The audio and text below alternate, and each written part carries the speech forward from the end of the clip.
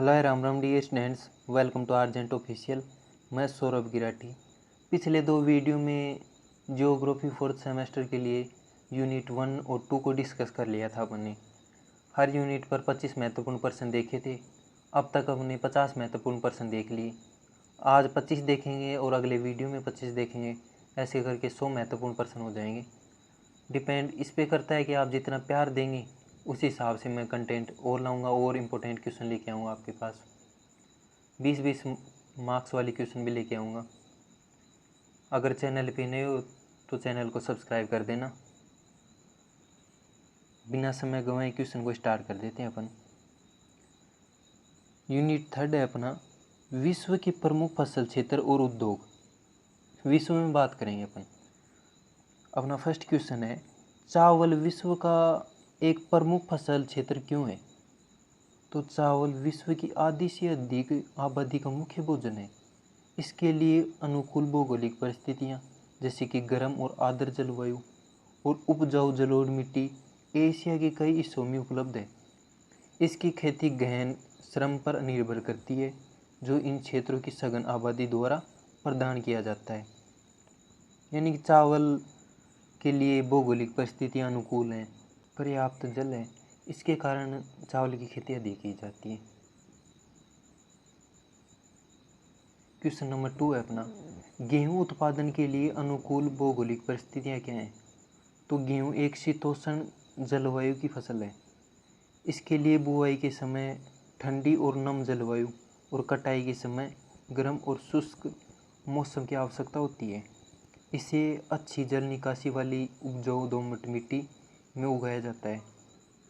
संयुक्त राज्य America, Canada, रूस और चीन जैसे देशों में इसके प्रमुख उत्पादक क्षेत्र हैं। अगला क्वेश्चन अपना, चाय के प्रमुख उत्पादक और निर्यातक क्षेत्र कौन से हैं? यानी निर्यात के क्षेत्र कौन कौन से हैं? चाय का उत्पादन मुख्य रूप से उष्णकटिबंधीय और उपोष्णकटिबंधीय पहाड़ी क्षेत्रों में होता है, जहाँ पर्याप्त वर्षा होती है, अच्छी जल निकासी वाली मिट्टी होती है। भारत, चीन, श्रीलंका, केन्या इसके प्रमुख उत्पादक हैं। चीन सबसे बड़ा उत्पादक है, जबकि केन्या और श्रीलंका निर्यात में महत्वपूर्ण भूमिका निभाते हैं। कपास के उत्पादन के लिए कौन से कारक महत्वपूर्ण हैं? तो कपास एक उष्णकटिबंधीय फसल है, जिसके लिए गर्म और आर्द्र जलवायु, लंबी पाला रहित अवधि और काली या जलोढ़ मिट्टी की आवश्यकता होती है। पर्याप्त धूप, हल्की वर्षा इसके विकास के लिए अनुकूल होती है। चीन, भारत, संयुक्त राज्य अमेरिका और पाकिस्तान इसके प्रमुख उत्पादक हैं। पशुपालन का क्या महत्व है और यह खाद्य सुरक्षा में कैसे योगदान देता है? तो पशुपालन एक महत्वपूर्ण आर्थिक गतिविधि है, जो दूध, मांस, अंडे और ऊन जैसे उत्पादन प्रदान करती है। यह ग्रामीण क्षेत्रों में आजीविका का एक प्रमुख स्रोत है। खाद्य सुरक्षा में यह महत्वपूर्ण भूमिका निभाती है, क्योंकि यह प्रोटीन और पोषण का एक विश्वसनीय स्रोत प्रदान करता है, खासकर उन क्षेत्रों में जहाँ कृषि कठिन है।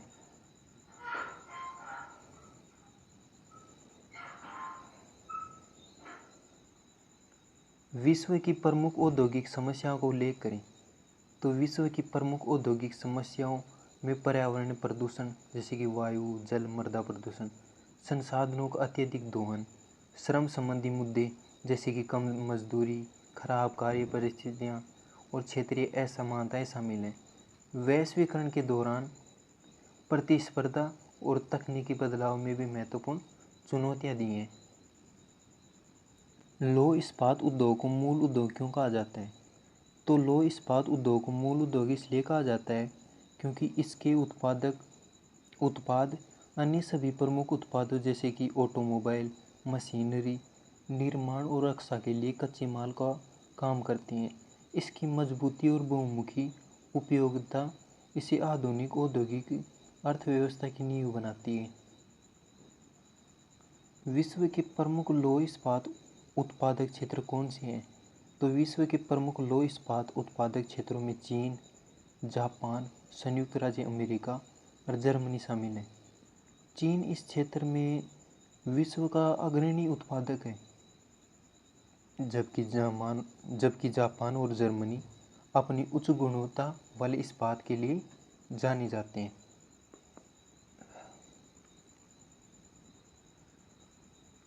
कपड़ा उद्योग के लिए विकास को प्रभावित करने वाले कारक क्या हैं?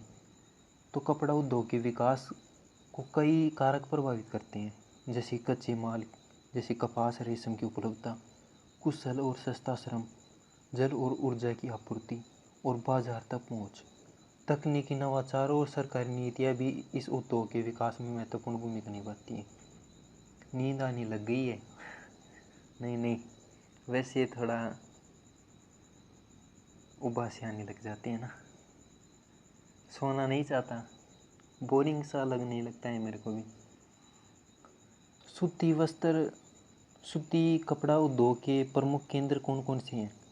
तो सूती कपड़ा उद्योग के प्रमुख केंद्रों में भारत, मुंबई, अहमदाबाद, चीन, शंघाई, वुहान और संयुक्त राज्य अमेरिका, टेक्सास, जॉर्जिया शामिल हैं।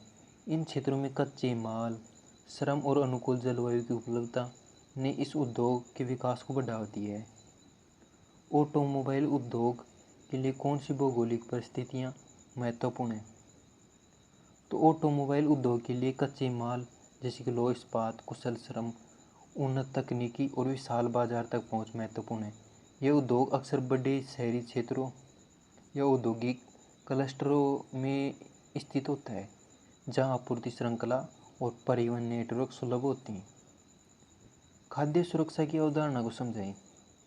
तो खाद्य सुरक्षा का अर्थ है कि सभी लोगों को हर समय पर्याप्त, सुरक्षित और पौष्टिक भोजन तक शारीरिक, सामाजिक और आर्थिक पहुँच हो, ताकि वे सक्रिय और स्वस्थ जीवन जी सकें। यह न केवल भोजन की उपलब्धता बल्कि उसकी पहुँच और उपयोगिता से भी संबंधित है। विश्व में चावल का सबसे बड़ा उत्पादक देश कौन है और क्यों है? तो चीन विश्व में चावल का सबसे बड़ा उत्पादक देश है, जिसके बाद भारत का स्थान है। ऐसा इसलिए है क्योंकि चीन के पास विशाल कृषि योग्य भूमि है, अनुकूल मानसूनी जलवायु है और गहन श्रम का आधार है। यहाँ आधुनिक सिंचाई तकनीकी और उन्नत बीज भी उपयोग किए जाते हैं। लौह इस्पात उद्योग को ऊर्जा, कच्चे माल और बाजार के निकट क्यों स्थापित किया जाता है? तो लौह इस्पात उद्योग को इन तीनों के निकट स्थापित किया जाता है क्योंकि यह एक भारी उद्योग है। कच्चे माल, लौह, कोयला को ढोना महंगा होता है, इसलिए कारखाने उनके निकट स्थापित किए जाते हैं। तैयार उत्पाद भी जारी होते हैं, इसलिए उन्हें बाजार तक पहुंचाने के लिए परिवहन नेटवर्क भी आवश्यक होता है। ऑटोमोबाइल उद्योग का विकास आधुनिक अर्थव्यवस्था में क्यों महत्वपूर्ण है? तो ऑटोमोबाइल उद्योग का विकास आधुनिक अर्थव्यवस्था के लिए महत्वपूर्ण है क्योंकि यह कई अन्य उत्पादक जैसे कि इस्पात, रबर, प्लास्टिक और इलेक्ट्रॉनिक्स को प्रोत्साहन देता है। यह बड़ी संख्या में रोजगार के अवसर को पैदा करता है और परिवहन के बुनियादी ढांचे के विकास को बढ़ावा देता है। वैश्विक कपड़ा उद्योग में हाल ही के वर्षों में क्या बदलाव आए हैं? लगातार बोल दिया ना। हाल ही के वर्षों में वैश्विक कपड़ा उद्योग में उत्पादन विकसित देशों में विकासशील देशों, अरे वैसे दोबारा बोलने दे रहे यार, आप भी कहेंगे भैया क्या ही बोलने लगे आप। वैश्विक कपड़ा उद्योग में हाल ही के वर्षों में क्या बदलाव आए हैं? तो हाल ही के वर्षों में वैश्विक कपड़ा उद्योग में उत्पादन विकसित देशों से विकासशील देशों में स्थानांतरित हुआ है, जहां श्रम सस्ता है, फास्ट फैशन का उदय हुआ है। ऑनलाइन खुदरा बिक्री और तकनीकी नवाचार भी इस उद्योग के महत्वपूर्ण बदलाव हैं। पर्यावरण संबंधी चिंताएं भी बढ़ रही हैं। चाय उत्पादन के लिए कौन सी मिट्टी सबसे उपयुक्त होती है? तो चाय उत्पादन के लिए अम्लीय और अच्छी जल निकासी वाली लेटेराइट मिट्टी सबसे उपयुक्त होती है। यह मिट्टी लोहे और एल्यूमीनियम ऑक्साइड से भरपूर होती है। इसमें ओमस की मात्रा कम होती है। यह पहाड़ी ढलानों पर पाई जाती है, जहाँ पानी का जमाव नहीं होता, जो चाय के पौधे के लिए हानिकारक है। औद्योगिक समस्याओं में प्रदूषण की समस्या को कैसे कम किया जा सकता है? तो औद्योगिक प्रदूषण को कम करने के लिए कई उपाय किए जा सकते हैं जिनमें स्वच्छ उत्पादन तकनीक को अपनाना, अपशिष्ट जल का उपचार करना, उत्सर्जन को नियंत्रित करने के लिए फिल्टर करना या फिल्टर लगाना, नवीकरणीय ऊर्जा स्रोतों का उपयोग करना, सख्त सरकारी नियम और सार्वजनिक जागरूकता भी इसमें महत्वपूर्ण भूमिका निभाती है। भारत में सूती कपड़ा उद्योग का केंद्रीकरण क्यों हुआ है? तो भारत में सूती कपड़ा उद्योग का केंद्रीकरण मुंबई, अहमदाबाद, कोयम्बटूर जैसे शहरों में हुआ है। इसका मुख्य कारण कच्चे कपास की उपलब्धता, नम जलवायु जो धागे को टूटने से बचाते हैं, बंदरगाहों की निकटता निर्यात के लिए और सस्ते श्रम की उपलब्धता के कारण। पशुपालन के विभिन्न प्रकार क्या हैं?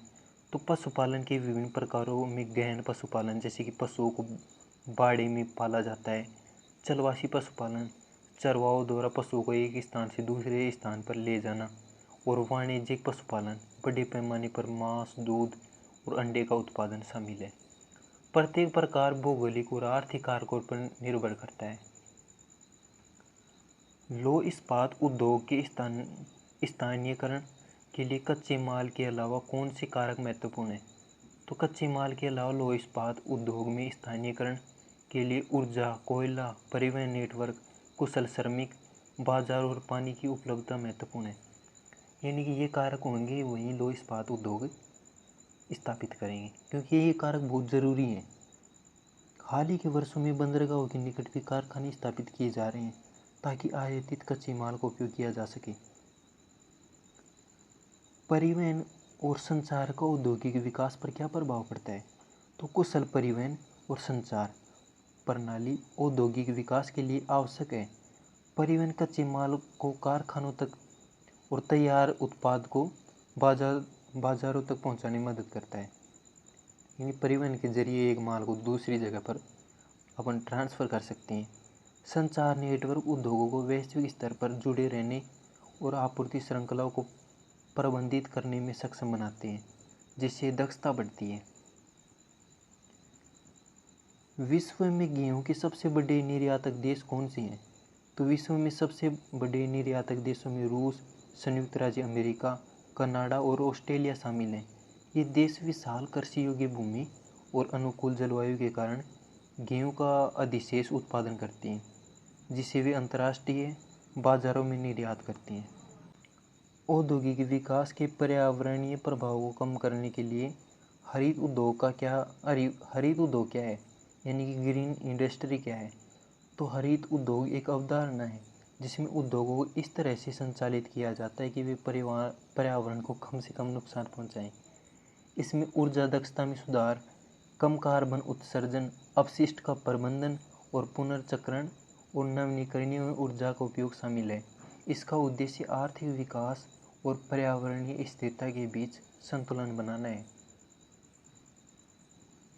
विश्व के प्रमुख फसल क्षेत्रों के निर्धारण में जलवायु की क्या भूमिका है? तो जलवायु विश्व के प्रमुख फसल क्षेत्रों के निर्धारण में एक निर्णायक भूमिका निभाती है। तापमान, वर्षा, धूप की अवधि जैसी जलवायु परिस्थितियाँ यह निर्धारित करती हैं कि किस क्षेत्र में कौन सी फसल सबसे अच्छी तरह से उग सकती है। उदाहरण के लिए चावल के लिए गर्म और आर्द्र जलवायु, जबकि गेहूँ के लिए ठंडी जलवायु आवश्यक है।